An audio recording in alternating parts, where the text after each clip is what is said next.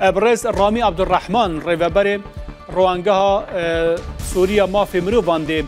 لگل ما ببام دی پیوندی خود چه بکن جبو کم گفتگوی که بکن لگل برئیس رامی عبدالرحمن که جمر را بیجا تشتیل شیخ مقصود و اشرفی قومی نها چه ده قومه و چما روش گشت به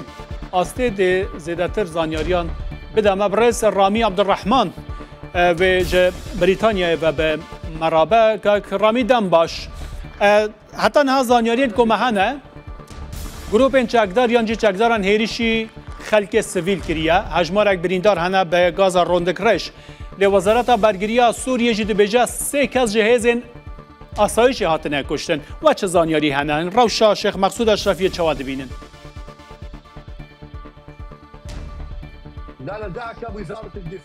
وەزارەتی بەرگری سووریا چی وتووە ئەوەی ئێستا دەگوزارێ وەزیری بەرگری سووریا بڕیاری داوە پێشتر بڵاومان کردوتەوە کە ئاڵۆزکردنەکە لە دژی هێزەکانی سووریای دیموکراتی و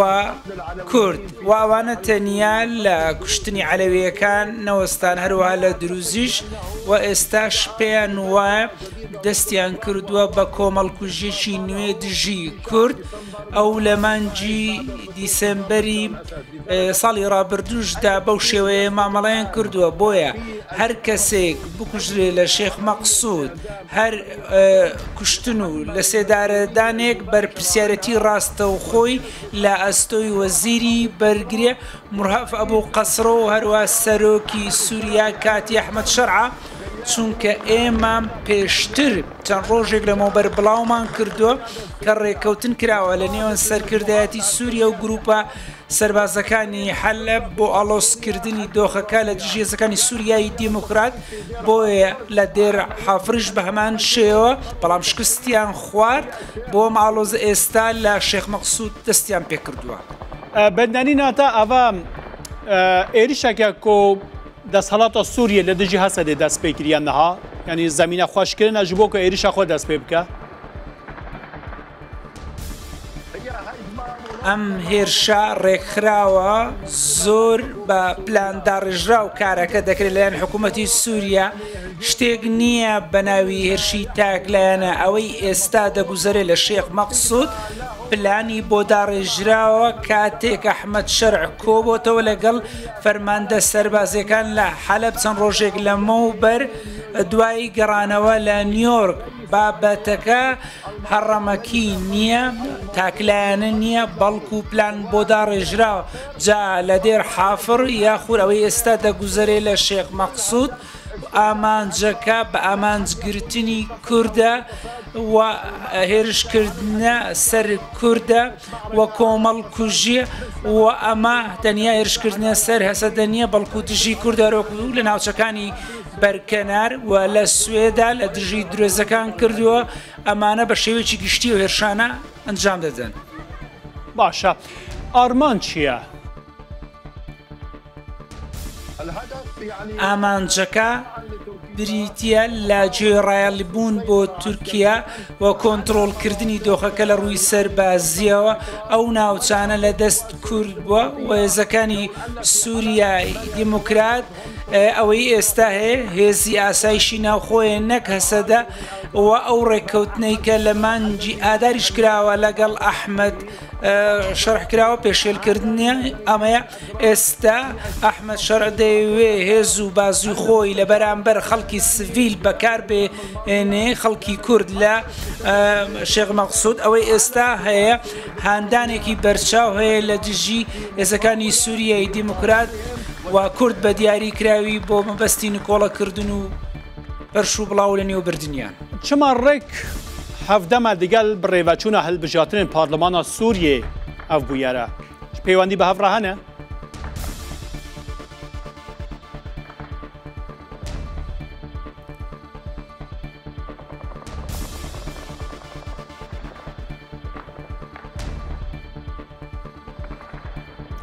ڕێز ڕامی چه پەیوەندیە وێ بوویەرێ لەگەڵ هەڵبژاتنە پارلمانا سووریە هەیە گۆڕێک هەفدەمن لەگەڵ هەف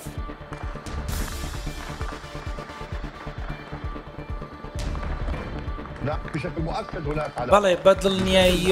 بەدڵنیاییەوە پەیوەندی هەیە لە نێوان هەڵبژاردننی پەرلەمانی شکست خواردوو کە دەیانەوێت ڕەوایەتی بدەن بە بوونی خۆیان. بۆیە ئەحمەد شەرە دەیەوێ هەندێک ڕەزامەندی ڕۆژئاوا و وڵاتانی دەوروبەر بەدەست بێنن. بەڕاستی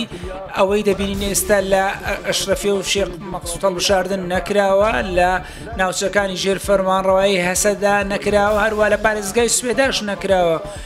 کەواتە هەڵبژاردن کەم و کوڕێکی زۆریە تەنانەت لەو ناوچانەی کە هەڵبژاردن کراوە کۆمەڵی خەڵک دامەزراوە لەلایەن ئەحمەد شەرعەوە، نەک هەڵبژاردنێکی شەرعی و ڕەوا بێت. باشە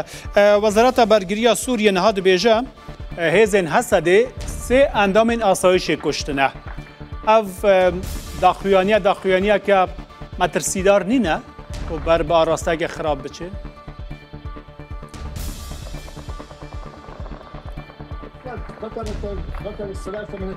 سێ لە ئاسایش کامە ئاسایش ئاسایشی حکوومەتی سووریا بەڵێ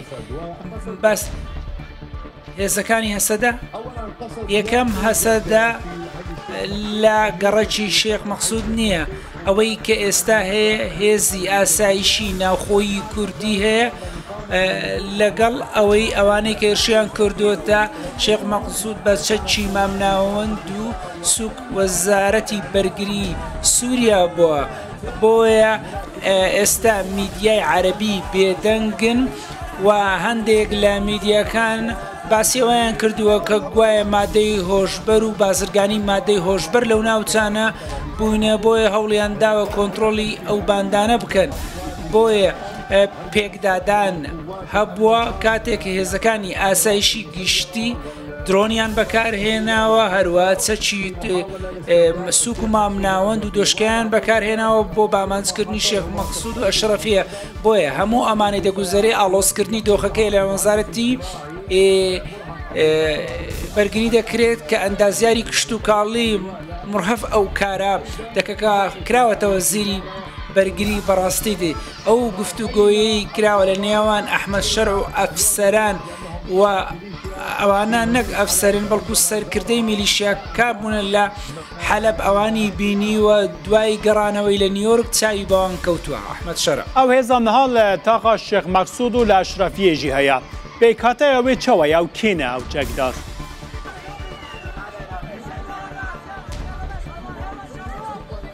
ئەو هێزی ئاسایشی ناوخۆیی کوردین ئەمانە لە هێزە کۆ ئێریشدانە هێزە سەر بە حکوومەت هێزی ئاسایشی هێزە حکوومەتە سووریە کۆ ئیشاف چوویە ئێریشی خۆپێشاندەران کردە. ئەو هێزە پێکاتەیەوێ چییە کێنە چەکدارێن ئەو هێزە و هێزە سەر بە ئەحمەد شەرعە کێنە چەکدارێن وێ کێنە ئەمە هێزێکی ڕێکخراوە سەر بە وەزارەتی بەرگری سەر بە ئەحمەد شەرعە نەک هێزی تاکلایەنە بەونە و عەمشات و ئەبوو حەمسات و هەمسات و ئەمانە ئەحمەد شەرعیان هەڵبژاردووە بەو شێوەیە واتە ئەمانە هێزی سەر بە ئەحمەد شەرعن کە هێرشیان کردووە. بەرپرسێکی ئالیەکە کوردی گوت کۆ ئەمشات و حەمزاتن ئەوە بەبێ مانایەیە کۆ ئەف گروپە سەر بخۆنە یانجی تو دەبێژی بتەمە حەمزات و حەمشات نەخێر هیچ شتێکی سربەخۆ نییە، ئەمانە سربەخۆ نینە، ئەمانەوە ئەحمەد شەرعیان هەڵبژاردەوە ئەوانە ئەفسەرن لە نێو هێزەکانی ئەحمەد شەرع. بۆیە ئەم دوو هێزە و گروپە بە نابێ خۆیان لە بەرپرسیارەتی بدۆزنەوە و بدزنەوە. بە ئەمانە تاکلایەنە نینە، ئەوانە بە ڕاستەوخۆ فەرمانی وەزیری بەرگری جێبەجێ دەکەن. ئەو فەرماندانە چەند ڕۆژێک لە مەوبەر لە حەلەب ئەحمەد شەرعیان بینیوە، بۆیە ئەوانە سەر بە ئەحمەد شەرعن و فەرمانەکانی ئەحمەد شەرع جێبەجێ دەکەن. پێشبینیەتە چییە بووێ ڕەوشێ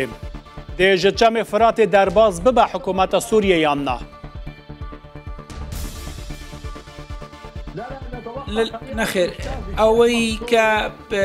پێشبینی دەکرێت کۆمەڵکوژی لەو دوو گەڕەکە بکرێت، چونکە وڵاتانی ڕۆژئاوا چاوپۆشی دەکەن، بەڵام دەبێ ئەوەش بزانن هەر کۆمەڵکوژێکی گەورە بکرێت کاریگەری لەسەر ئایندەی سەرۆکی کاتی سووریا دەبێت ئەگەر کۆمەڵ کوژی بکە لە دژی کورد دوای ئەوەی کە بەسەر عەلەوی و دروزیەکان هینەوە بەڵام کۆمەڵگەی نێودوڵەتی جوڵەی نیان لێوەنات بەڕاستیدا ئێستا کۆمەڵگەی نێودوڵەتی و کۆمەڵگەی عەرەبی دەستیان سوورە و تێوەگلاون لەوەی کە ئەحمەد شەرع ئەنجامی دەدا و ڕامی ئەم دێ بەهاڤڕا دیمانێکی ببینن دیمانێک ئەنها بەڵاو بووە شەڕەتەقەیەکە لە شێخ مەقسوود کان بەهاڤڕا ببینن وێجا ئەم نەرینەتە بزانن سەرڤەیەکی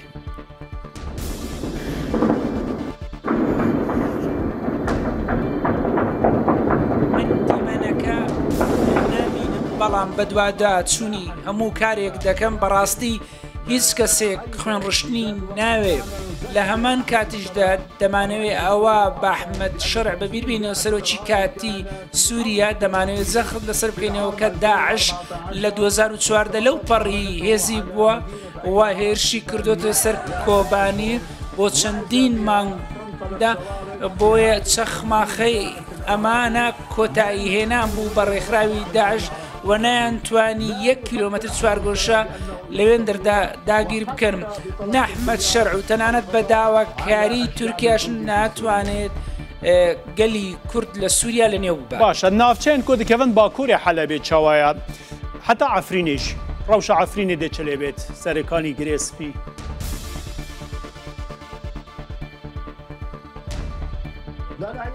نەخێرە ئەفرین ناوچەیەکی ئازادکراو نییە چونکە ئاڵای تورکیا لەوێ بەرزکراوەتەوە ئەوە کارەبا هەموو شتێکی تورکیە شارێکی داگیرکراوە وەکو گرێسپی وەستەرەکانی بە هەمان شێوە وەزیری ناوخۆڕایگەان گواد بوو بە ناوچەی ئازادکراون بە قسەی واندا ئەو ناوچانەی کە ئازاد کراوە لە ڕێکخراوی تیرۆریستی داعش ناوچەیەکی داگیرکراون ئێستا داوی زانیاری کۆما بەدەست خستن نوێنەرێ سەرۆکی ئەمریکا بۆ کاروباری سووریە تۆمبارەک چوویە ڕۆژاوای کوردستانی جڤینای دیگەل مەزلوم عەبدی هەبوویە تۆڕە جڤاکیە ئێکسدا پەیامێک بەڵاو کرد یعنی دوێ دەمێدا ئەو ێریشە هاتە کردن و تۆمبارەک ژی لە ڕۆژاوای لە قامشلو بووە یعنی تۆ چاوەیەکی دەنرخینی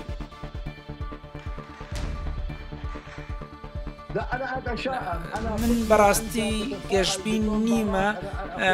منم بەڕاشکاوانە دەڵێم زۆر ڕەشبینم بەم مرۆڤە هەر لەو کاتەی ئەو ئەرکەی پێسپێردراوە تاکو ئێستا هیچ شتێکی باشمان لەو کەسە نەبینیوە جا لە سوێدا و لە کەناراویەکان و ئەو بەردەوام ستایشی ڕێزدار ئەحمەد شەرع دەکات بۆ ئەوەی ڕێکەوتن بکات لەگەڵ ئیسرائیلدا لە کاتێکدا ئەحمەد شەرع و هێزەکانی بەردەوام خەڵک کۆمەڵکوژ دەکەن و کۆمەڵکوژی دەکەن لە ناوچەکانی سووریادا لێژە ئالیەدەن فەرماندەیەن سەربازی بۆ نمونە جنرال کۆپەر دەبێژەکۆ ئەو بەردەوامن جە پشتیوانیا هەسەدێ ژالیەکی ئەمریکا وێ دەبێژە ژالیەکە دنمەکە تا گوت نوێنەرێ سەرۆکی ئەمریکا تشتێکە دن دکە ئەوە دەبگەیتە کو دەریە و ڕەوشە تۆم باراک من بەڕاستی نامەوێ گوێ لەو کەسە ڕابگرم بەڵام ئەوەی کە وەزارەتی بەرگری باسی کرد کە ڕێکخراوی تیرۆریستی داعش دانی بەوە داناوە کە کردەوەی کردووە لە دژ هێزەکانی سووریای دیموکرات لە ڕۆژانی ڕابردوودا 11 کەسی لە هێزەکانی سووریای دیموکرات کشتووە داعش ئاویەکە کریەتە دەبێژین؟ بەڵێ داعش نەک لە شێخ بەڵێ ڕۆژهەڵاتی فورات ئێمە بڵاومان کردەوە کە داعش لە دوو کردەوەدا 6 هێزەکانی سووریای دیموکراتی کردووە دواتریش داعش ڕایگەیاندووە کە ئەو کردەوەی ئەنجام داوە وێ دەمێ پشتیوانیا هێزên ئەمریکای ji bo Hesedê ku hevpêmana wê ye ji bo çi ye tenê ji bo vêyekê ye ku eger Daişê êrişek kir robrûyê Daişê bibin gefên din azadin li ser Kurd û li ser Hesedê bênekirin ji aliyê desalata Sûriyê ve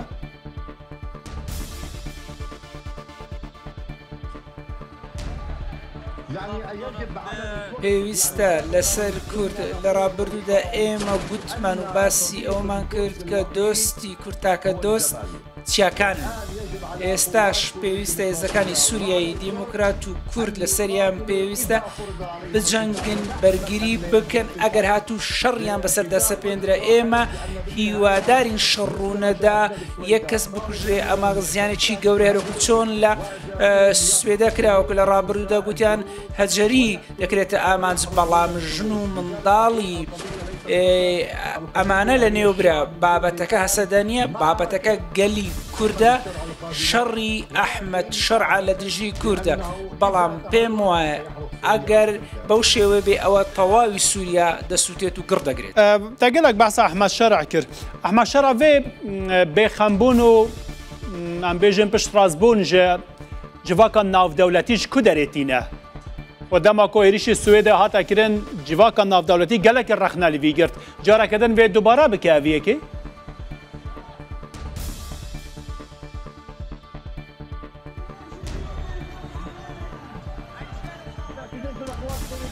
هێزەکانی سووریایی دیموکراتی بەڕاستی دەبێ پاڵپشتی بەدەست بێنن دەبینین تورکیا پشتیوانی سووریا دەکا هەندێک لە وڵاتانی دۆستی عەرەبی باسیەوەیان کرد کە ئەوەی دەگوزەرێ لە کەنار ئەوە کودەتای ئێرانی سەبارەت بە سوێدا بەڕاستی شکستیان خوارد کە درۆ بکەن لەگەڵ کۆمەلگەی نێودوڵەتی بەهۆی پشتیوانی هەرێمی نێودوڵەتی بۆ سوێدیایەکاندا ئەحمەد شەرع بەڕاستی خۆی داناوە وەکو سەرۆکێکی کاتیە و بەرپرسە لە پاراستنی سووریەکان نابێ ستەم بکەن چونکە خەڵکی سوێدایی کوشت و بەڕاستی نابێت نەفیری عام ڕابگەێنێ دەبینین لە دژی عەلەویەکان کردی ڕاوێژکاری میدیایی هەڕەشەی لە هەسە دەکرد بەوەی بەچ بە هۆزەکان ئەوەش دەیانەوێ ئاشوبێک لە ڕۆژڵاتی فورات لە نێوان کورد و عەرەب دروست بکەن بەڕێز ڕامی داوی پرسیارەگە بە کورتی تۆ دەبینی کو ئەو گڤاشەی شەف دەستپێکریە دەخوازن کۆ هەسە دێ نەچار بکەن جەکان ڕادەست بکە دە چارچوڤەیە پرۆسەیە چارەسەریە لە تورکیە هەیە پێم وانە پێم وانە چارەسەری دۆسیەی کوردی لە تورکیا نا لە ئەحمەد شەرع و نا ئەوانی دیکەش هەروەکو چۆن بەڕاستی هێزەکانی کورد لە شێخ مەقسوود چەچیان ڕادەستی ئەحمەد شەرع بکەن و کچانی کورد بە سەبایە ببرێن هەروەکو چۆن لە سوێدا کرا دەستدرێژی بکرێتە سەر کچانی کورد هەروەکو سوێدا کراوە نەخێر بەو شێوە نابێ هۆشمەند هەنا هیچ کەسی هۆشمەند چەچی خۆی ڕادەست ناکات هەروەکو چۆن لە کەناراویەکان و لە سوێدا بینیمان خەڵک دەستدرێژی کرایە سەر و کۆمەڵ کوشکرا وەکەم دەبینن دیمانێن دەساکرانە ڕوودەو هەنا ڕێز ڕامی عەبدوڕەحمان ڕەوش ئالۆستر بووە ئاگرژی لە تاقا ئەشرەفیە بلند بووە گەلک سپاس ji بۆ زانیارێن کۆتە دانامە ڕێڤەبەرێ ڕوانگا سووریا مافێ مرۆڤان ڕێز ڕامی عەبدوڕەحمان ji Brîtanyê ve tu bi me rabû